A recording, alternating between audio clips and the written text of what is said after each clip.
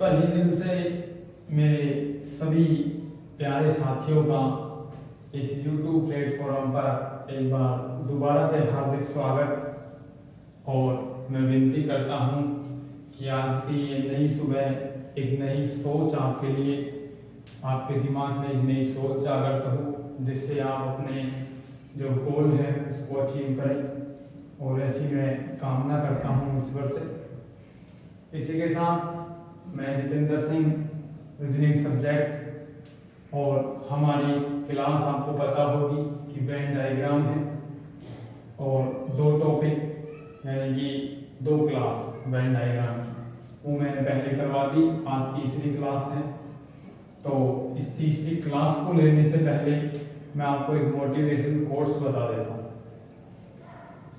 वो motivation quotes सुनिएगा, उस पर अमल कीजिएगा और उसको थोड़ा अपने जो लाइफ है उसमें उतारने की कोशिश कीजिएगा। उससे जागृत होएगा कि मुझे भी करके दिखाना है, मुझे भी वो चीज़ करके दिखानी है। तो सबसे बड़ी बात कि आपको पीछे नहीं हटना है। पीछे क्यों नहीं हटना है? कि मैदान में हारा हुआ इंसान जीत सकता है।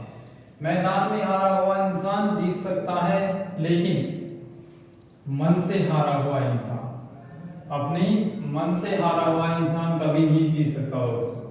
और आपको कामयाब होना है किनके लिए? अपने खुद के नहीं, अपने खुद के लिए नहीं, बल्कि उनके लिए जो आपको असफल देखना चाहते हैं। उनके लिए आपको कामयाब होना है और अकेले चलना है, क्योंकि जो अकेले चलते हैं ना, उनके पीछे अक्सर काफिले हुआ करते हैं। तो दोस्तों, आपको यदि आपके पीछे काफिला रखना है और काफिला रेड लाइट वाला रखना है, तो आपको अकेले चलना होगा। क्योंकि जो आदमी सबसे अलग चलेगा तो वो कुछ सबसे अलग भी करेगा। ठीक है, आप जिस हिसाब से चलोगे आपको सफल बनना है। जो लोग आज कहते हैं आपको कुछ भी नहीं है, वो भी आपसे विचार विमर्श करेगा, आपसे पूछेगा अपने स्वयं के बारे में कि कैसे प्रिपरेशन करूं। आप बन गई। आज जो बात उठाते हैं वो कल तालियां भी बजाएंगे और आपके लिए ही बजाएंगे। तो ये मत सोचे आज उन जो असामाजिक तत्व हैं उनकी तरफ बिल्कुल भी ध्यान मत दें। वो एक असामाजिक तत्व हैं, उनको ये चीज समझ के छोड़ दीजिए। कल वो ही आपके पास आएंगे, वो ही आपसे सजेशन लेंगे, वो ही आपसे पूछेंगे। हाँ, मानता हूँ हर एक सोसाइटी में ऐसे मेंबर हो जाते हैं, लेकिन उनसे आपको कोई घबराने की जरूरत नहीं। मैं जितेंद्र सिंह, रीजनिंग सब्जेक्ट, और इस रीजनिंग सब्जेक्ट में यदि आपको कोई प्रॉब्लम हो तो आप कांटेक्ट कर सकते हैं।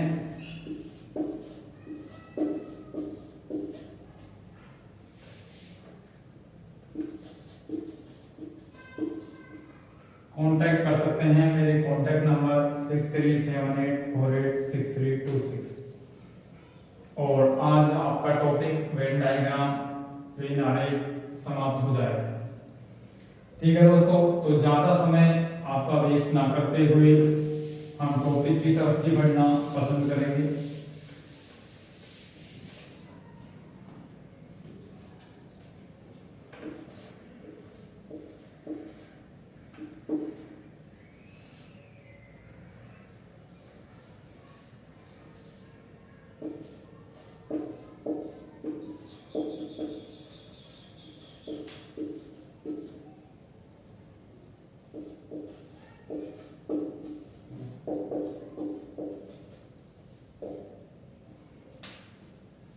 टॉपिक का नाम है वेन आरेख।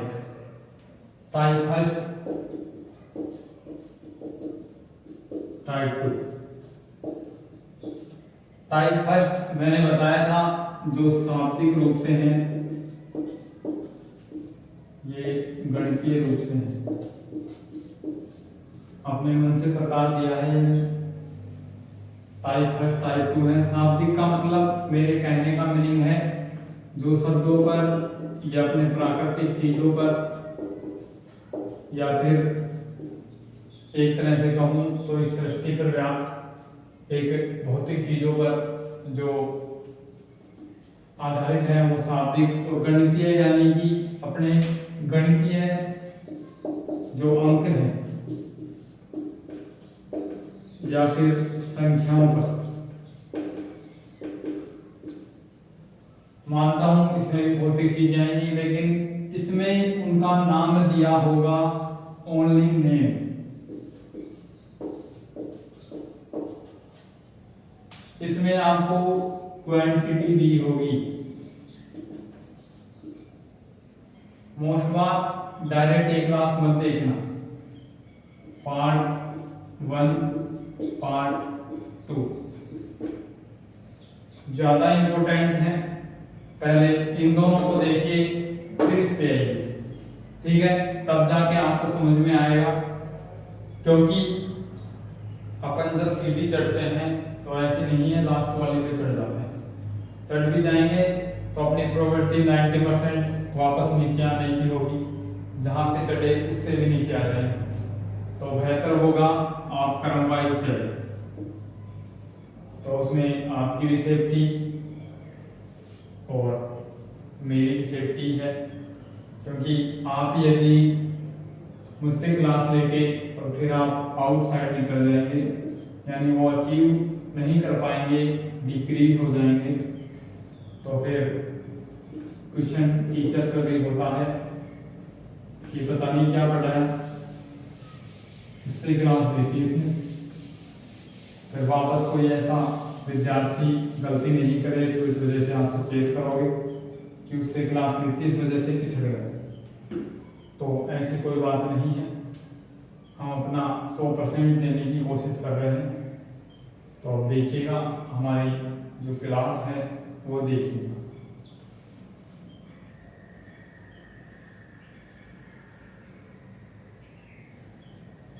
यस, डायग्राम दिया है आपको।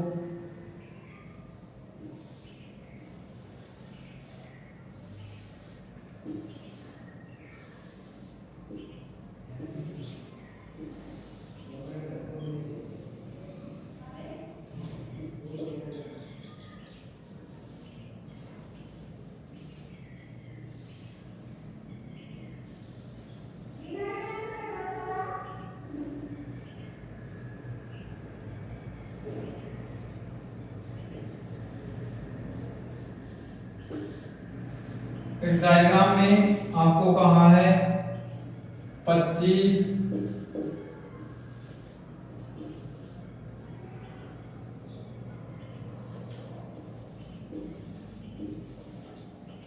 एक मिनट वेट, क्या बात है वहां पर नहीं चल रहा।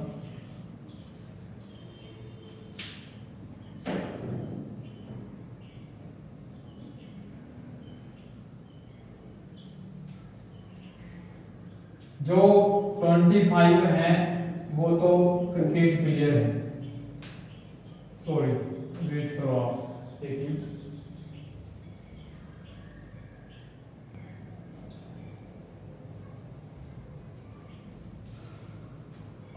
स्टार्टिंग से देखिए एक बार।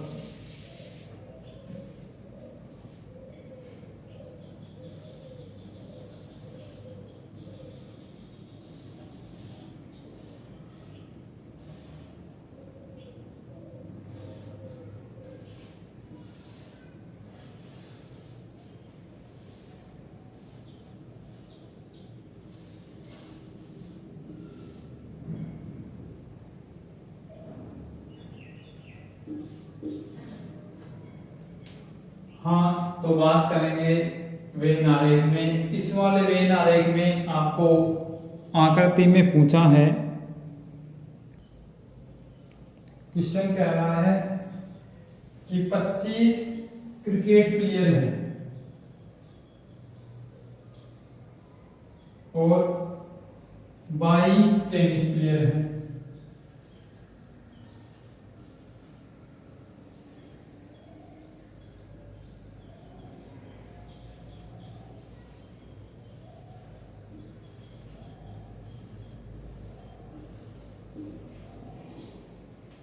वेट, सॉरी, आज हमारा कल ही काफी टाइम लगा रहा है।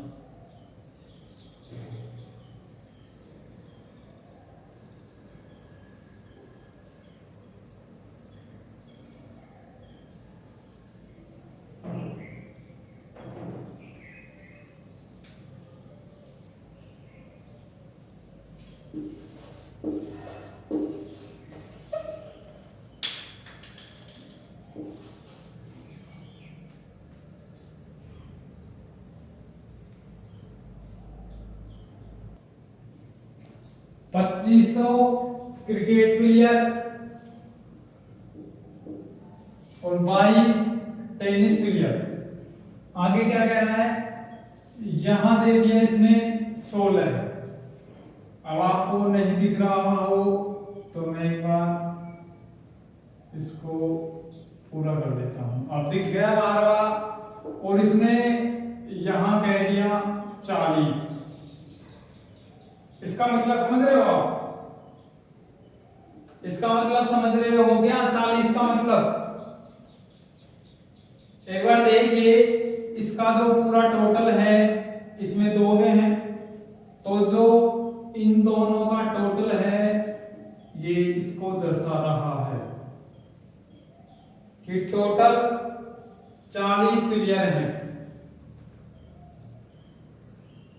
प्लस एग्जेक्ट्रा। समझ रहे हो? कुछ पता चल रहा है इससे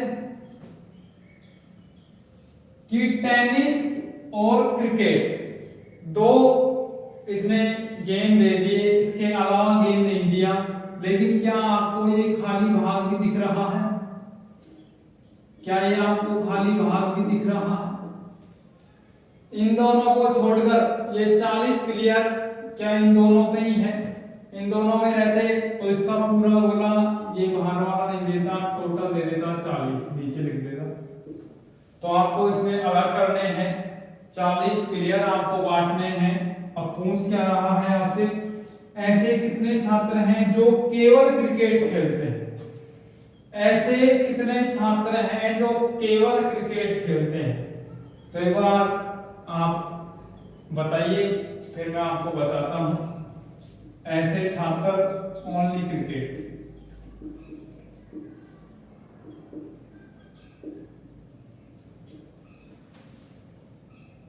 ओनली क्रिकेट।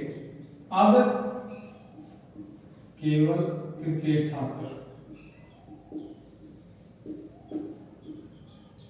या फिर कहूं क्रिकेट प्लेयर, क्रिकेट खिलाड़ी। एक बार सोल्व कीजिए, नहीं होता है मैं करवाता हूं, एक बार कोशिश कीजिएगा।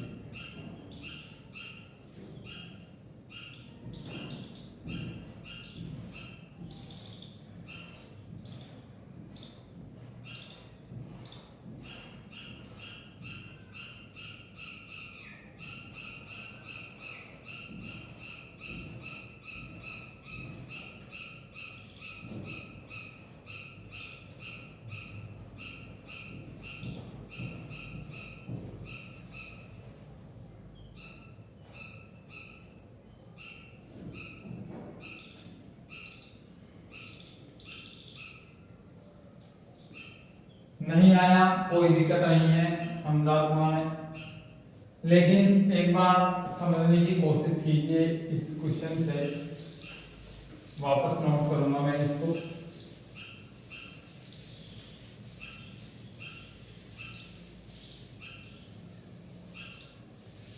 देखिए,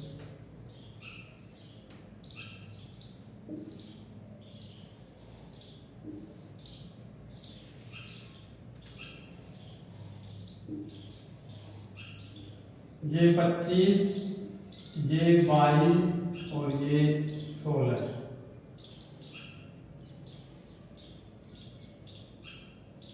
अब एक बार देखिए, ये वाला C यानी क्रिकेट, ये वाला T यानी टेनिस, टोटल 40। यदि अपन इनको केवल क्रिकेट वाले माने 25 को और यदि अपन इन 22 को केवल टेनिस वाला माने तो एक बार योग कीजिए कि इन दोनों का योग कितना आता है। क्या मैं सही हूं? क्या मैं सही हूं? क्या 47 ही आ रहा है टोटल? और एक बार इसका जो ग्रैंड टोटल है वो 40 आ रहा है और ये दोनों क्लियरली 47 हो गए। इसका मतलब तो ये होता कि ये दोनों जो आपको खिलाड़ी दिख रहे हैं वो बॉडी से बाहर दिखते थे, लेकिन ऐसा तो नहीं है, इसने अंदर ही दे रखा है। तो यहां आप गलती मत करना। यहां आपको जो ये दोनों खेलते हैं इन प्लेयरों को और देखना है कि 16 प्लेयर इन 25 में से ही है। तो केवल क्रिकेट वाले कितने बचेंगे? क्या 9 प्लेयर? ओनली 9 प्लेयर क्रिकेट खेलते हैं। ठीक है, यदि आपको टेनिस दिया होता तो टेनिस कितना बचता? 22 में से 16 घटा दीजिए 6। अब इनका एक बार योग करके देखिए क्या 40 से कम आता है? 16 है और 6 22 22 और 9 31।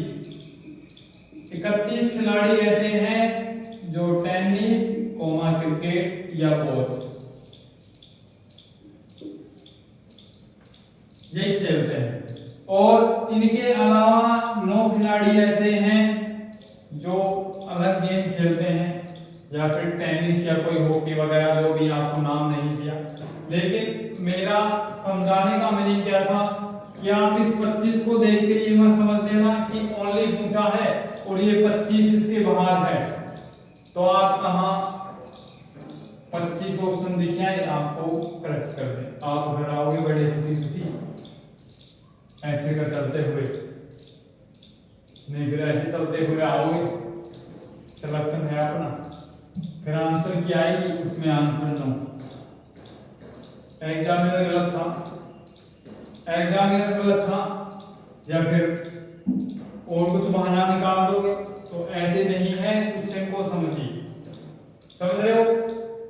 तो ये 25 है, ये इस पूरे का टोटल है, इस पूरे का, पूरे क्रिकेट वाले का टोटल है 25 और इसने कह दिया 16 और है, तो ये 16 भी 25 के अंदर ही हैं। तो 16 दो बार गिने गए, एक तो दोनों के उभयनिष्ठ में और एक बार टोटल में।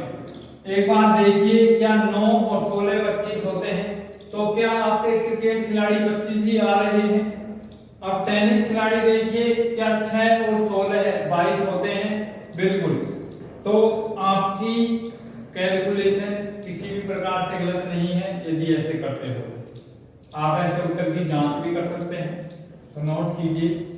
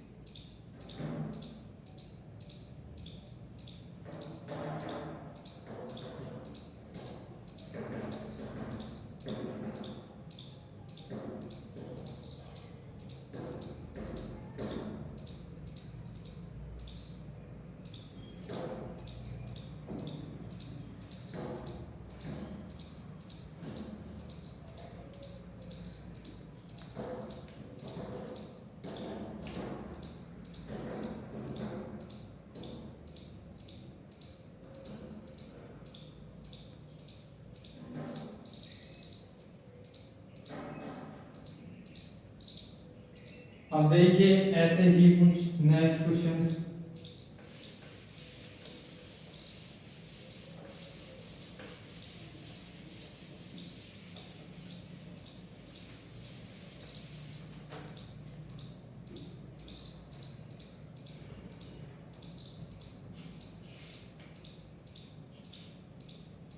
अब देखिए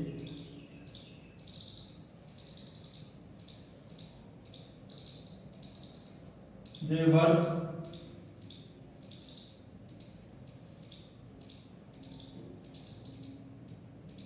ये त्रिभुज,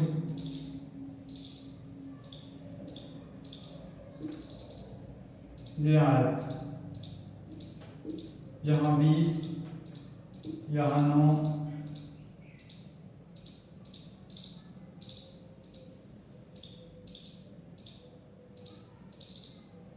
यहाँ 4, इसके बाद यहाँ 17 है,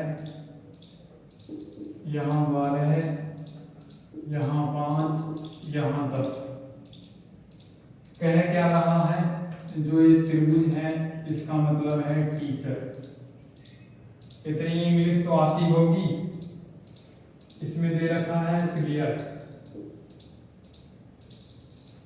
ठीक है।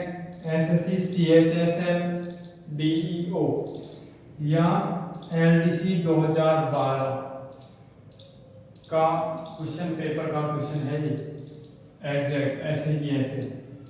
और नीचे दिखा रखा है सिंगर्स।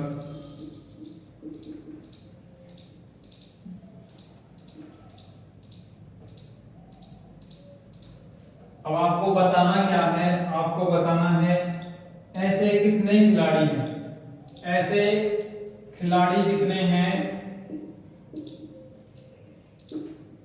जो न तो टीचर हों न सिंगर हो।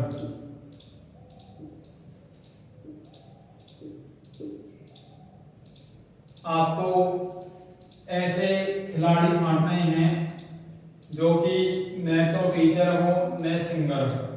तो एक बार देखिए ऐसे कितने या कुल कितने खिलाड़ी हैं, या ऐसे कौन कौन से खिलाड़ी हैं जो नहीं है। तो इसमें पर्टिकुलर नाम नहीं दे रखा, ओनली वोट संख्या दे रखी है।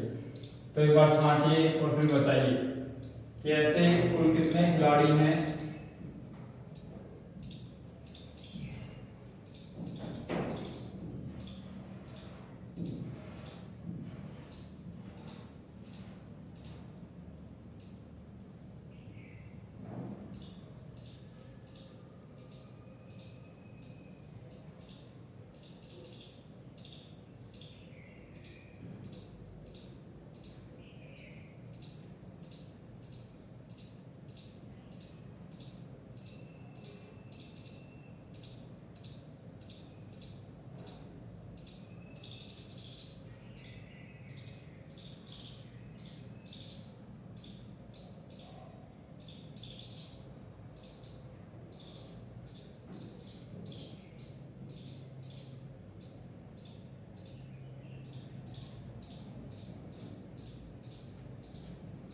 बहुत अच्छा क्वेश्चन है आपके लिए, आपके एग्जाम की दृष्टि से।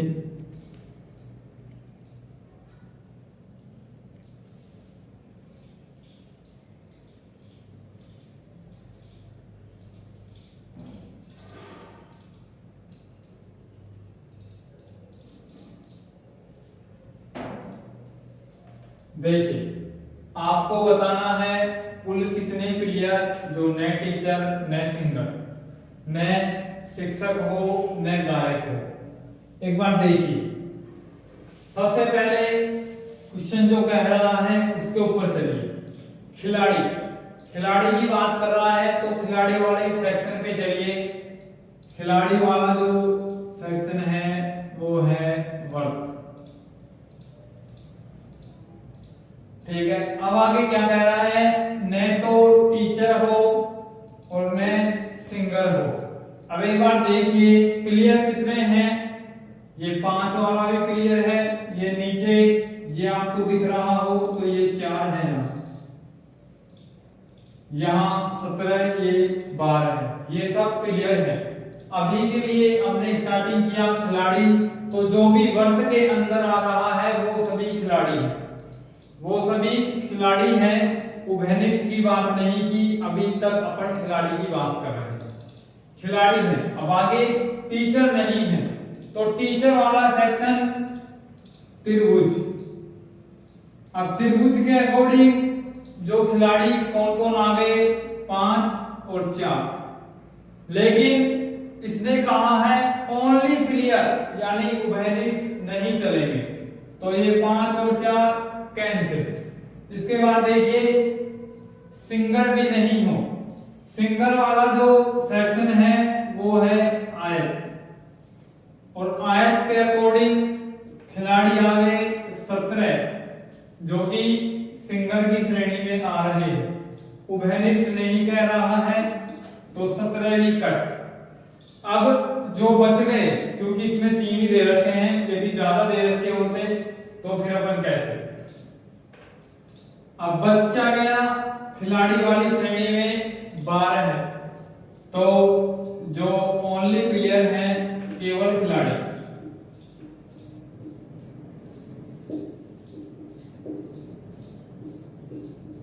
वो है 12 है। ठीक है, ओनली जो प्लेयर है वो है 12 प्लेयर हैं जो केवल खिलाड़ी ही हैं, उभयनिष्ठ नहीं। अब आपने कैसे पहचाना, आप डायग्राम से भी पहचान सकते हैं। और यदि इसमें ही आपको क्वेश्चन बना के दे दें कि ऐसे कितने प्लेयर हैं जो टीचर भी हैं और सिंगर भी हैं, यानी शिक्षक भी हैं और गायक भी हैं, तो एक बार देखिए ये 5 और 4 क्या केवल शिक्षक और प्लेयर खिलाड़ी में ही आ रहे हैं? क्या इसमें ये नीचे जो सिंगर वाला पार्ट है वो ऐड हुआ? नहीं हुआ। ये 12 को अपने देखा अभी, ये तो ओनली खिलाड़ी है और उसने पूछा है तीनों। 17 की तरफ देखिए, ये है केवल सिंगर और प्लेयर, खिलाड़ी और गायक। अब एक बार 4 की तरफ गौर फरमाइएगा। 4 की तरफ देखिए, क्या 4 ये वाला पार्ट है? यदि आपको दिख नहीं रहा हो तो क्या ये 4 है जो ये वाला पार्ट है?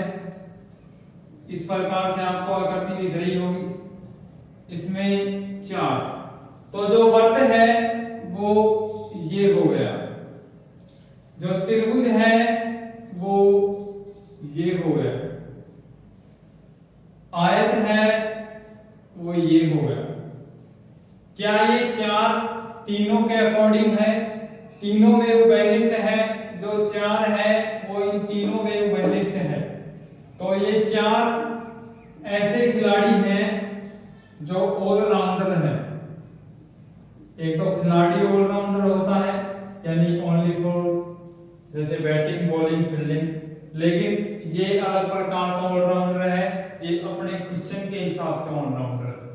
ठीक है, तो 4 खिलाड़ी ऐसे हैं जो खिलाड़ी भी हैं, गायक भी हैं और शिक्षक भी हैं। तो क्या ऐसे क्वेश्चनों को आप सोल्व नहीं कर सकते?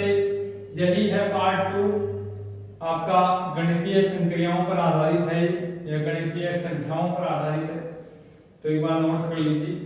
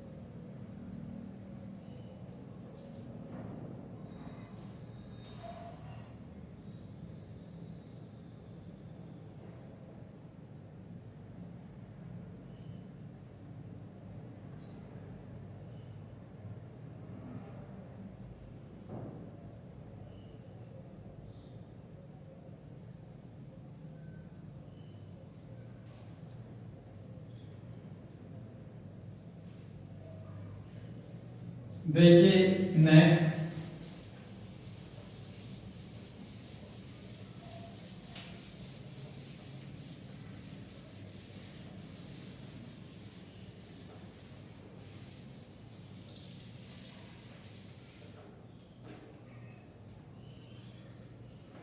क्वेश्चन देखिए।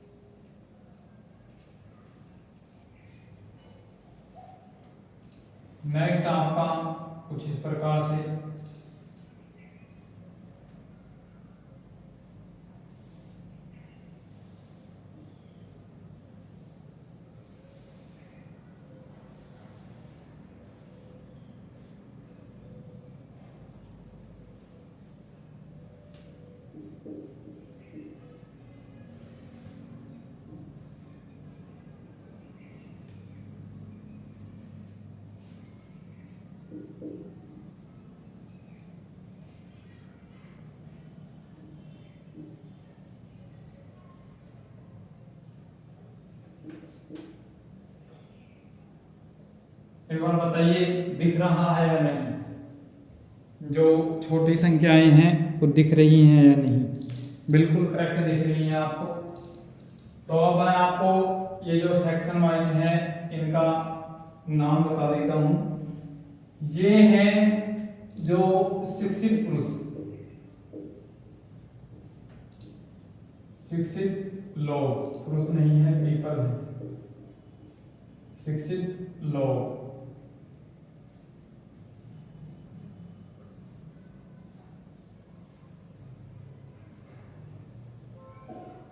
और छोटा वाला अर्थ है ये है बैकवर्ड पीपल।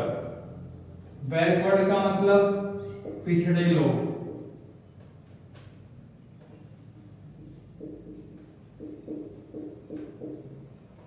और ये जो छोटा वाला पिछड़े वाले का लिए और बड़ा वाला है एम्प्लॉय पीपल, यानी कि रोजगार वाले लोग।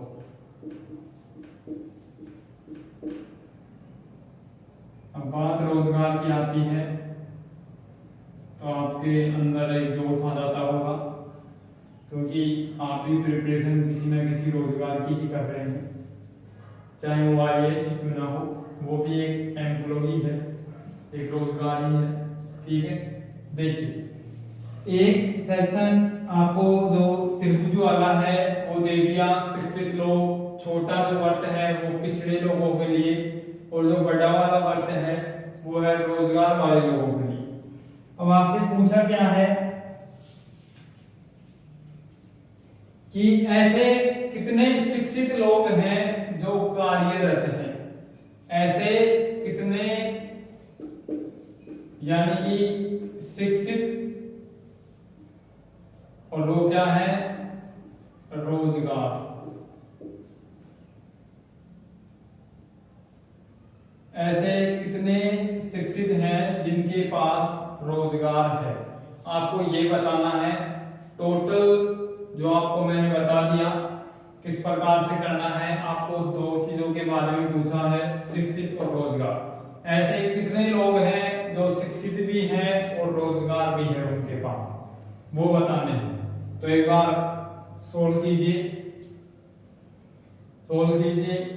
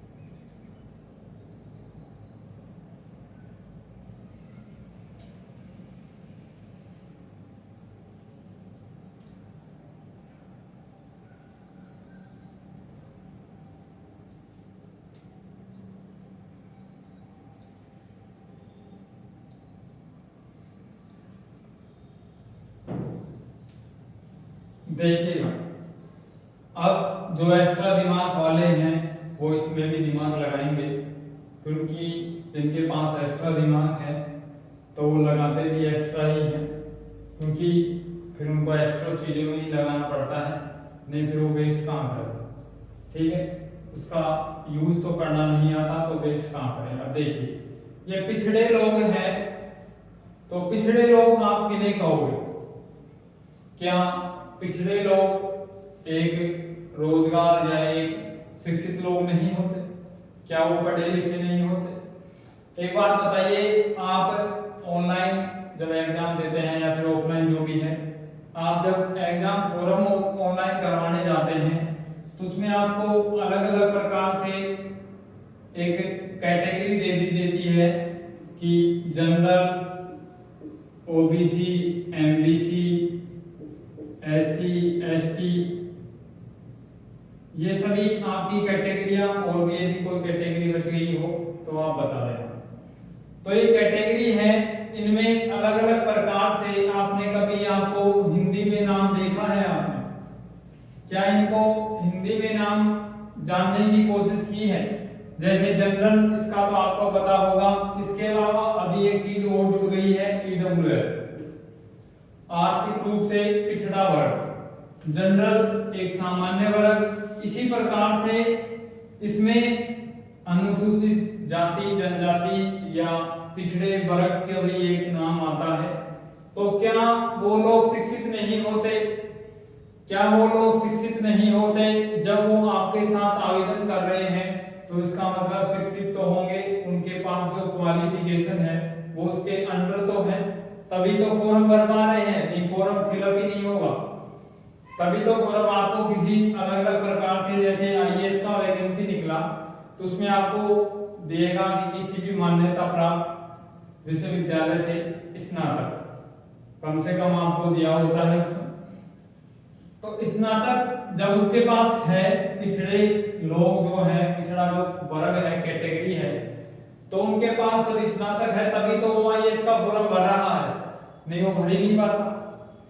क्या आपने कभी देखा है, जैसे आप राजस्थान पुलिस का फॉर्म भर के आए तो उसमें किसी में 10वीं वाली भी पोस्ट है, किसी में 12वीं वाली भी पोस्ट है, तो यदि आपके पास 10वीं नहीं है तो क्या आप फॉर्म भर आए? क्या आपकी इतनी एज नहीं है, क्या आप वो फॉर्म भर आए? नहीं।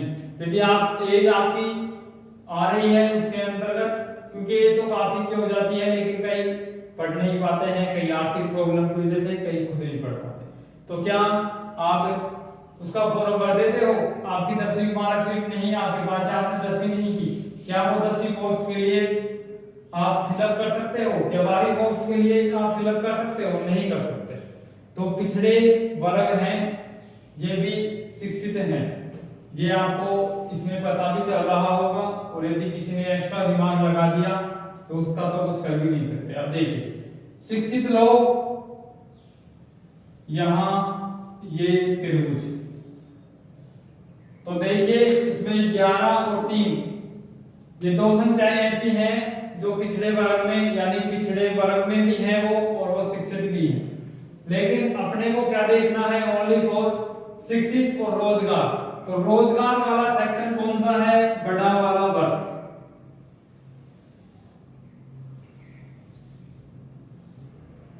अब जो भी संख्या इस वर्ग और इस त्रिभुज में आ रही है वो देखनी है आप, क्योंकि आपको इसमें स्पेशल कोई नाम नहीं दिया, आपको ये कहता कितने ऐसे लोग हैं जो पिछड़े वर्ग और रोजगार में हैं, तो आपको फिर थोड़ा सोचने की जरूरत पड़ती है। अगर ऐसे कहता ऐसे कितने शिक्षित लोग हैं जो पिछड़े लोग भी हैं और रोजगार वाले लोग भी, तो आपको थोड़ी सोचने की जरूरत पड़ती है। लेकिन अब आपको कह रहा है शिक्षित लोग जो रोजगार प्राप्त हैं, तो क्या ये 3 शिक्षित लोग नहीं हैं? हैं, पिछड़े वर्ग के अंदर भी हैं लेकिन शिक्षित भी हैं, और ये 6 शिक्षित भी हैं और रोजगार प्राप्त भी हैं, तो 6 + 3 क्या 9 लोग ऐसे हैं जो शिक्षित और रोजगार प्राप्त है। देखिए एक बार समझिए इसको, यदि नहीं समझ में आ रहा है तो वापस समझा दूंगा, आपको।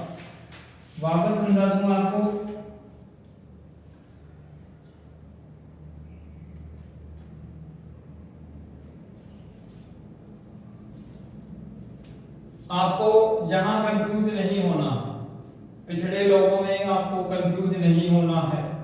वैसे आप कंपटीशन लेवल की तैयारी कर रहे हैं तो जानते होंगे कौन सी कैटेगरी कैसे क्या किस हिसाब से, तो ये एक तरीके से उस हिसाब से ही ले लीजिए और फिर सोल्व कीजिए।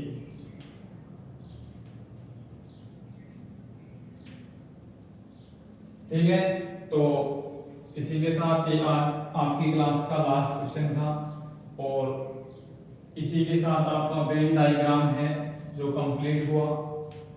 तो यदि और आपके पास कोई क्वेश्चन हो तो बीच वाली क्लासों में मैं आपको सोल्व करवा दूंगा। ठीक है, धन्यवाद दोस्तों। जय हिंद, जय भारत।